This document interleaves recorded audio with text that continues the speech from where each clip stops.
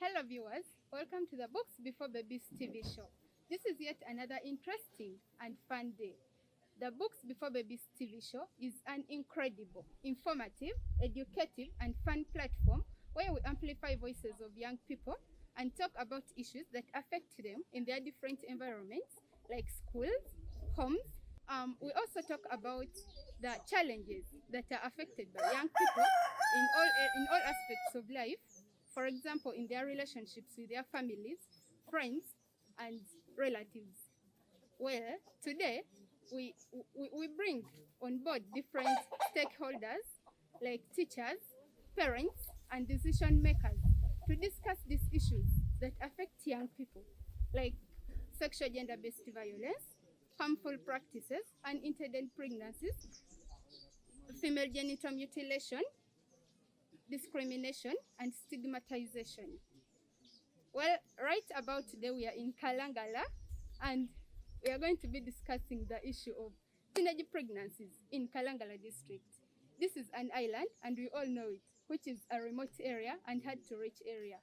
It's your girl, Christine Osundwa, a chain champion from Uganda Youth and Adolescent Health Forum. And right here with me, I'm joined by a few stakeholders from the district, parents, and religious leaders to represent the few. So before we dive into the general information and discussion of our topic today, I'll let my guests today introduce themselves. Yes. Father Bernard Mwazi is a Catholic priest. I stay in Ibumanji village and I work as father in charge schools, father in charge the youth and the children in this area. Yes, madam. Ndi owekitiibwa Nanyonjo Betty Kabaalu nga nze ow'abakyala akulira essaza ly'Essese mu bakyala ate era nga ndi muzadde, ndi musomesa, ndi munnamawulire n'ebirala ate am a woman activist. Yes, amanya n'eddoboozi Apollo Mugume nga nze RDC w'e Kalangala district. Okay, thank you so much, Yes. our guests for today. And just before I ask my first question, can you give us some information on the challenges that are affecting young people? I think I'll begin with our priest, our reverend. Thank you so much for the opportunity given to me. According to me, one of the salient challenges the youth are facing these days, many of them, since they're idle, Yeah. they tend to start using drugs. Like those who do not have time like to play some sports, because now these days we are not allowed to go and play football or gather anywhere. Yes. You find that this person will go for something which will make him feel that he's doing something. And many of them, they are drug abusers. And others, like for young girls and young boys, they start those relationships. You'll find this, many of them, they are getting pregnant. And getting pregnant, that means you are not going back to school. And in most cases, we find that some of the parents, they can abandon you, they leave you there. You feel like as if you are uncared for. And these things, those develop into cases of depression, anxiety. Yeah. Which even leads to suicide. Yeah, which leads to suicide. So those are the challenges, some of the challenges we have here, which I can talk about. All right. Next is our mother. She's a parent and she's representing the parents today. Okay, madam, what I think is our children were not used to be at home. Most of them are in boarding schools. Yes. And others who are even in day schools, they leave home very early in the morning, they come back in the evening. But today, they just sit with you, you tell her do this and this and that, what they are not used to do. they are psychologically tortured because they no longer go back to school, and they meet certain things like what I realized as a parent, our children have grown big.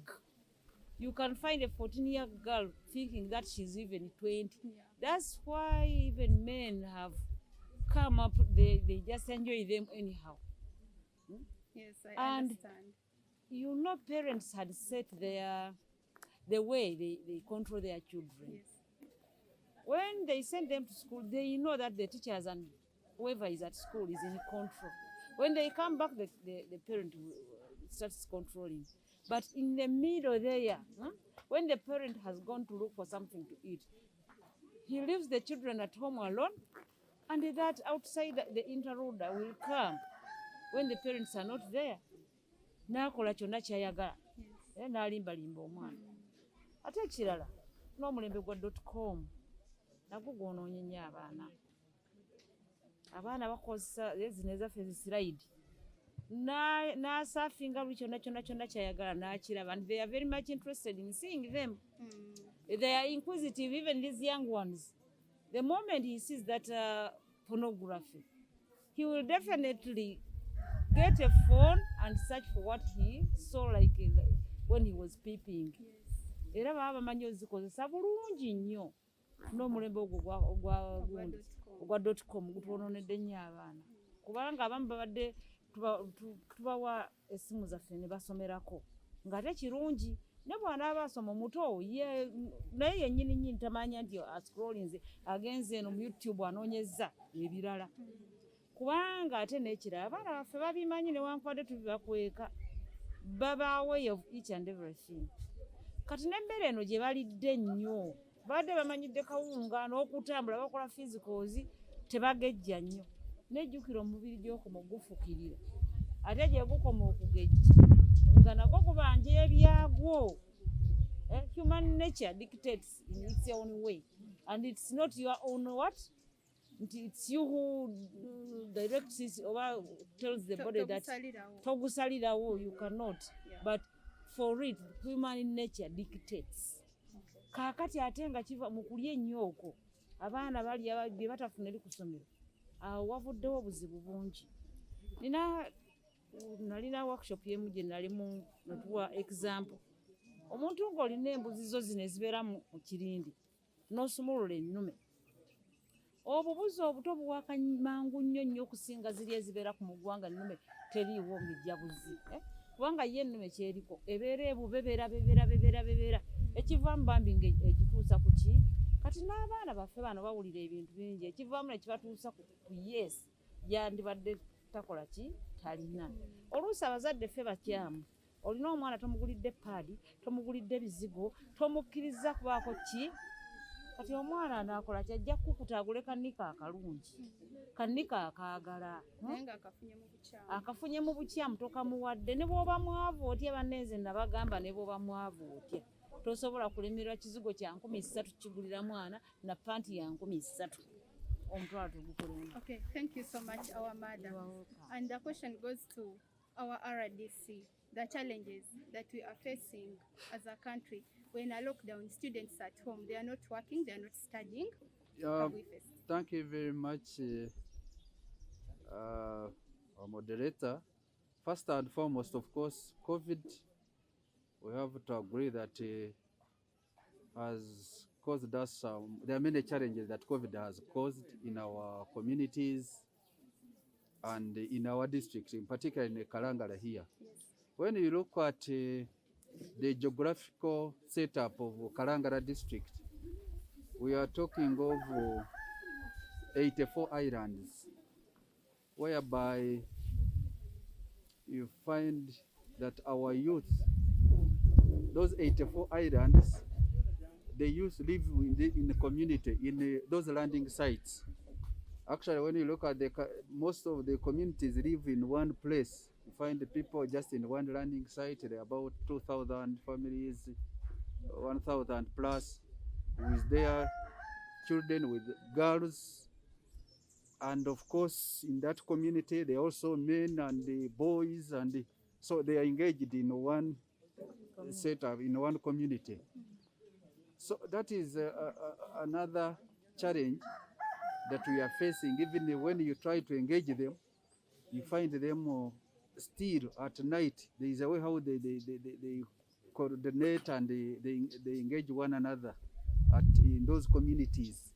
Unlike in other areas where you find maybe a home has got, they are not in one community.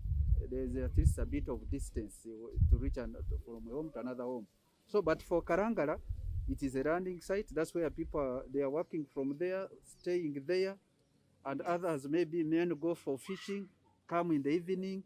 So the youth, what the challenge they are facing right now, especially on the issue of early pregnancies, it is because of the communities, how even the parents, sometimes the parents, maybe the men are already busy fishing.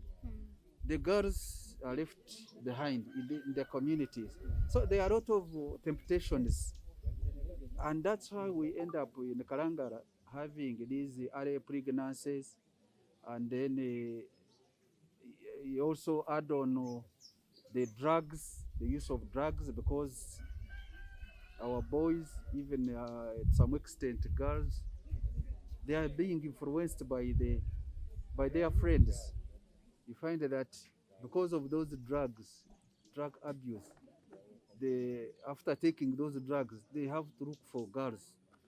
And in the process, even the girls, you find them, they also enjoying those, they are taking the same alcohol, they are taking what? So it's a big challenge that we are facing in our communities here in Kalangala, because of the setup, and then because of the current, even the social media.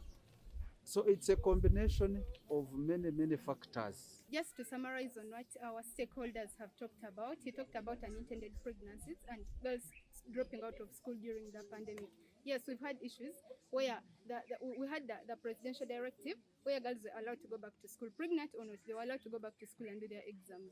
And when we look at their performances, they are not that convincing. Yes, and so our mother talked about social media and girls going back, and then they lose their self-esteem. Yeah. And then our RDC talked about the role of parents in the upbringing of children. The parents are supposed to be the teachers. They are the first teachers to these children at homes. They should provide the necessary and essential information that is needed. As we draw close to the conclusion, in our last question, as a religious leader, how can the community keep children in school and stop unintended pregnancies? Thank you so much. As a religious leader, I think we can help the community to keep children in school, to avoid teenage pregnancies through sensitization, like educating them. Why should they keep their children in school? And they should know that everything has a time. There is time for everything. And if this child misses a stage, like missing a stage, missing being at school at a particular stage and time, this child is going to miss a lot. And you have to expose what this child will miss, because when you go to school, you build a network of people. Then you try to see where you are supposed to be. What do you like to be? You are going to school. What will you gain from being at school? All those things, I think they are the questions they should try to pose to their children, to see whether they have the overall picture of their being at school, the purpose of their being at school. Okay. I think that will help to minimize these teenage pregnancies. And also the issue of faith. They should put some faith in their children. They should be fearing God. They instill that fear in them, that doing this, it is wrong. And God doesn't like it, or you are missing blessings. The Bible teaches this. The Bible teaches this. I think that can also help them to keep to keep at school and avoid the teenage pregnancy. Okay, thank you so much, our religious leader, our reverend. Next is our mother, a parent. As we draw to the conclusion of this discussion, as a mother, as a parent, how can the community keep children at school and stop unintended pregnancies? My first concern is about the local leaders, and even the law should prevail in some cases, because they may find like a rich man defiling young girls, and they just look at him and leave, and they don't even talk about him because he has money. When he's taken to police, he will just bribe. We need a follow-up on that. And we should also touch on our boys and tell them we should not spoil these girls, because they are the mothers of tomorrow. If she produces at this age, the children she's going to produce will not be educated, because the mother will not have money because she didn't go to school. And we should also have this straight talk to our children. We talk to them, we sit with them, we talk to them, we tell them, in doing such and such, you are going to get pregnant. And when you get pregnant, you'll be a mother at a younger stage. And by the way, if you become a mother at a younger stage, even the one you produce will become also a mother. You'll be a grandmother before even 30 years. Because you will not have money to educate your children. These days, men are very careless. They don't educate their children. And by the way, married men are the most ones who are impregnating our children. That man will impregnate that girl, giving him like 10,000, and it will end there. The man will not educate that child because he has a family to cater for. He has his own wife. That one will be called a bastard. I think laws should be put in place and counseling, and we should even go back to the drawing board of parenting. Initially, for us, by the time we were growing, all women on the village were our mothers. All men in the village were our fathers, and we were like related. And even today for us, we have like 5 families. We are friends, but our children know that they are brothers and sisters. Until some of them grow, like they are at the university, and they started asking us, but how are we related? That's how they came to know that we are not related. We should, I think, go back to where we should adopt that mechanism so that our children can grow in a better way. Thank you so much. Thank you so much. Next is our RIDC. Just to rephrase the question, we are talking about how the community can keep children in school and stop unintended pregnancies, especially amidst this pandemic. The children at home, they are not working and they are not studying. Thank you. First of all, I want to urge our parents here to play their role. The cardinal role for a parent is actually to look after their children, even leave alone the schools. Our parents in these communities I have mentioned, some of them, even when such cases maybe happen, let's say a defilement or early pregnancies, they don't report to security. Sometimes they try to conceal information in those communities because they know when they report, we shall go and investigate and see who impregnated this young girl, and we shall arrest the boy and then their parents. So you find there is a way how these parents try to negotiate with the parents of a girl. I therefore urge to parents, if such a things happen, let them first and report to the security so that we take up that issue. Then too, the parents, we must open up to our children.